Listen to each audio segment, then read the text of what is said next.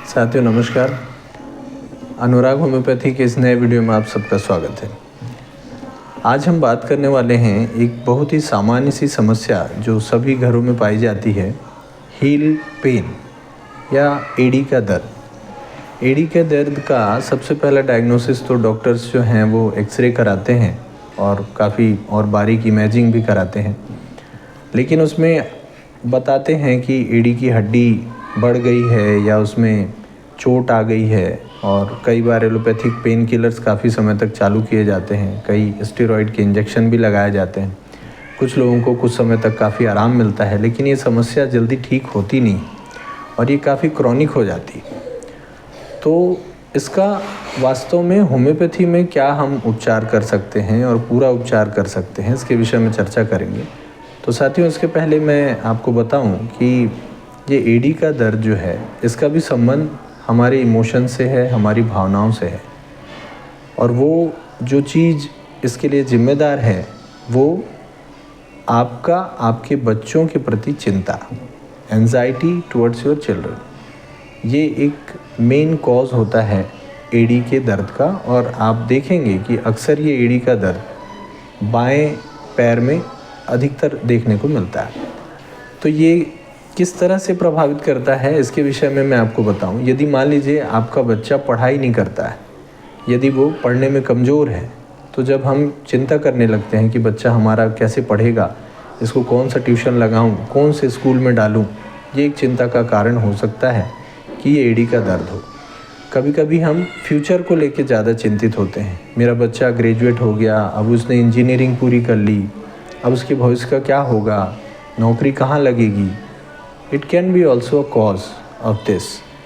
इसके अलावा यदि बच्चा हाइपर एक्टिव है, कई बार आजकल तो ADH के बच्चे काफ़ी ज़्यादा पैदा हो रहे हैं और बाद में भी उनमें ये तकलीफ़ डेवलप हो रही है कि बच्चा एक जगह बैठता ही नहीं, दिन भर यहाँ वहाँ घूमते रहता है। या बच्चा काफ़ी ज़्यादा सक्रिय है, बाहर घूमने निकल गया तो निकल गया। कभी कभी डाउन सिंड्रोम या इस तरह के जेनेटिकल प्रॉब्लम्स भी होते हैं। तो कुल मिला के पूरा का पूरा चिंता पालक का बच्चे के ऊपर रहता है और बच्चे से सबसे ज़्यादा जुड़ी होती है माता। तो महिलाओं में ये प्रॉब्लम सबसे ज़्यादा देखने को मिलती है। तो ADH के बच्चे के पालक जो हैं उनको भी ये शिकायत हो सकती है। यदि आपका बेटा आपके या बेटी आपके कंट्रोल में नहीं है, मान लीजिए किसी एक पालक के यहाँ उसके लड़के की न्यूली मैरिड हुई, अभी नई शादी हुई है, अब वो लड़के को अपना कुछ समय अपनी वाइफ के साथ बिताना है या उसको एक हिस्सा देना है, तो कभी कभी ये चीज़ें घर की माताओं को या उनके पालक को ये चीज़ें सहन नहीं होती हैं, बर्दाश्त नहीं होती हैं।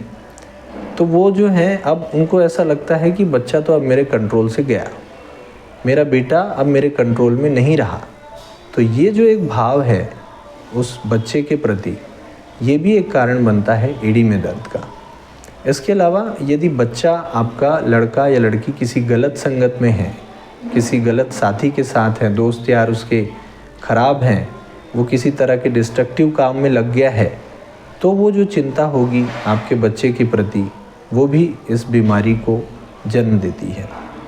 साथ ही साथ यदि कोई लव अफेयर है आपके बच्चे का, यदि आपको पता चलता है कि मेरा लड़का किसी लव अफेयर में है या लड़की किसी तरह के अफेयर में है जिसको आप नहीं चाहते हैं या उसके प्रति आप चिंतित हैं, तो ये सब भी कारण बन सकते हैं आपके एड़ी के दर्द के।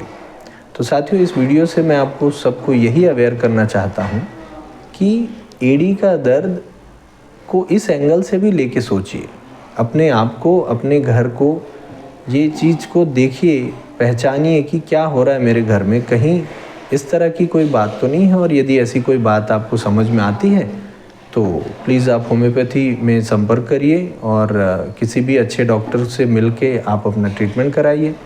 लेकिन इसका कोई फिक्स फार्मूला नहीं है। मैं बार बार यही चीज़ आपको बता रहा हूँ कि होम्योपैथी में जब तक आप किसी कारण को नहीं समझेंगे, हर कोई केस अलग अलग हो सकता है, हर पेशेंट का प्रॉब्लम अलग हो सकता है। तो इसको आप लोग शेयर करिए और निश्चित तौर पे इसका फ़ायदा मिलेगा। एक मैं आपको टिप दे सकता हूँ कि यदि इस तरह के बाएं या दाएं एड़ी में घुटने में एड़ी में परेशानी हो, सुबह उठने में आपको तकलीफ़ हो, शुरू के कदम चलने में दिक्कत ज़्यादा हो, बाद में आप चलने लगे तो आपको अच्छा महसूस हो, तो ये 2 दवाई है जिसको आप स्टार्ट कर सकते हैं, होम्योपैथी की है।